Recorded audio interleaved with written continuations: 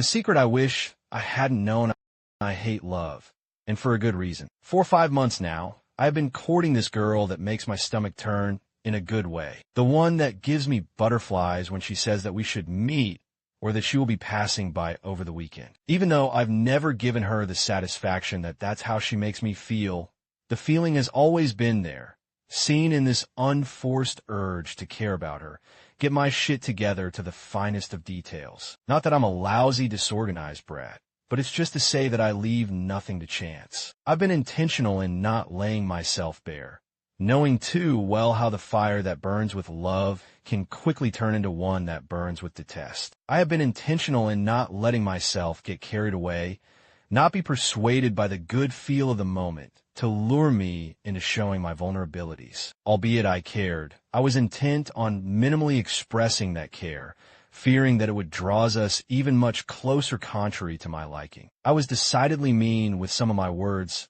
but caring with my actions. I was often quick to shrug off any conversations when I sensed that she wanted to have me tabled for some form of emotional conversation. Ashley and I had met at a supermarket in Tinda, where she worked as a sales attendant. I frequented the supermarket for their tasty cupcakes and tiny cake donuts that always nursed my sweet tooth through lunch, always tacked in her black jeans and a creamy shirt that served as their uniform.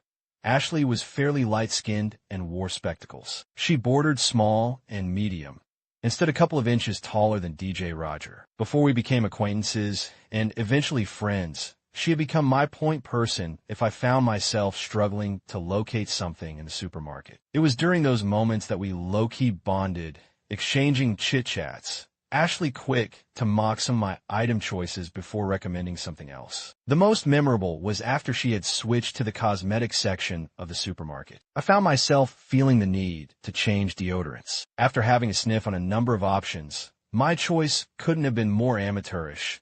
A pure show of a lack of class, if not just poor taste. She teased me quite a bit about it before recommending one that has since become my favorite. It was on the same day that we exchanged contacts after almost a year of running into one another in between shelves. Away from the supermarket, we had continued to bond over a few dates at a local sports bar in Matungo, although she described these dates as boring. To be honest, I would be bored as well if I were in her shoes. Given her work schedule, our meetings had often been limited to late Saturday evenings, the time dedicated to watching football on my to-do list. I had figured that dates at the sports bar was my easy pass to shooting 2 birds with 1 stone. So, my eyes were often glued to the screen with chit-chats in between, and at halftime as she sipped her mocktail and munched her chips. Over that time, although she came by my place more than just a couple of times, she was always hesitant about spending a night, noting that it was a recipe for disaster. So yeah, although we had kissed, we had both been intent not being intimate,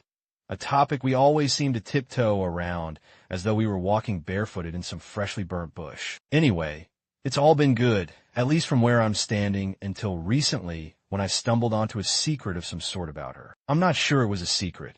I get the sense that she hadn't just found the right time to be open about this one. Although 5 months seem a bit long for her not to have disclosed such a vital piece of information about her life, I get the feeling that she was still waiting for us to find our rhythm. It's not to say that we hadn't had personal conversations during which we shared some of our personal selves, the fun and dark moments of the past, the struggles in our present, and some of our aspirations for the future. Perhaps I'm just giving myself all these justifications as excuses without realizing how far down I'd started to fall in love with her. I knew she had been looking to change workplaces for reasons that you will often find almost everywhere, that could be summed up as a toxic work environment, depending on how you define it. It's for that reason that she'd been actively looking for a job, although remained diligent in serving the one she already had. So, when she left a brown envelope on the table during a trip to the washrooms, I had taken it upon myself to have a glance at her curriculum vitae, hoping to get an insight into her work experience and capabilities if I were to point her in the right direction, and that if there were any wrinkles in it, I would help her iron them out to improve her chances of landing one. But underneath it all, the CV, the academic papers, and everything else in that line was a medical form of some sort that unearthed a stunning revelation. Ashley was sick. The quick glance at this piece of paper indicated that she had sickle cells. Upon the unpleasant discovery, I don't reminisce feeling hurt or disappointed, but I remember feeling sorry. My memory quickly ran back to some of the canceled engagements that we never had. For about 3 months, every once in a while, she would throw me that infamous line of "we need to talk," before emphasizing it was not the type of conversation to be had over the phone. "I will tell you once we meet," she often concluded. And yet at every turn, whenever we met, she would pretend to have forgotten or dismissed the whole anticipated conversation with a simple compliment.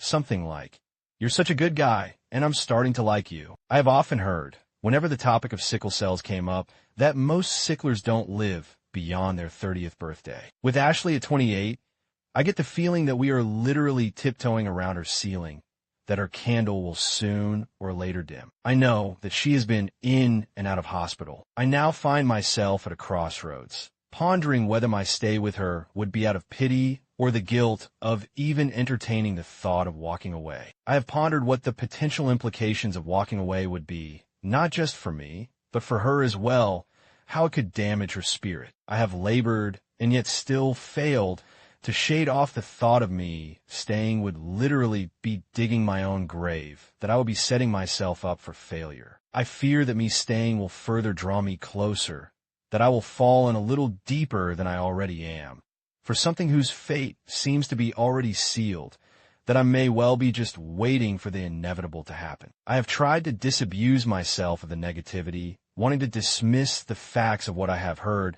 but never experienced as just a stereotype thing about sicklers. She doesn't know that I know. I have been wondering on how to even bring it up in our conversations. I have considered ghosting her, to leave without saying a word, but the guilt of going through with that plan eats me away in equal measure. The humanity in me also can't help but think that if I walk away, I will be doing the same thing that all the others that came before me did, walking away as soon as she told them about her illness. Would it make me selfish under the disguise of self-protection?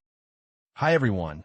This is Robert K. Circles. Thank you so much for tuning into the podcast today. I really appreciate you taking the time to listen. I hope you enjoyed this story. If you did, I'd be incredibly grateful if you could take a moment to subscribe to the podcast so you don't miss any future episodes. Give us a like on your favorite podcast platform. Leave a comment letting us know what you thought. We love hearing your feedback. And if you know someone who might enjoy the show, please share it with them. Your support means the world to me and helps us reach more listeners. Thanks again for being a part of the Robert K. Circles community. Until next time, take care.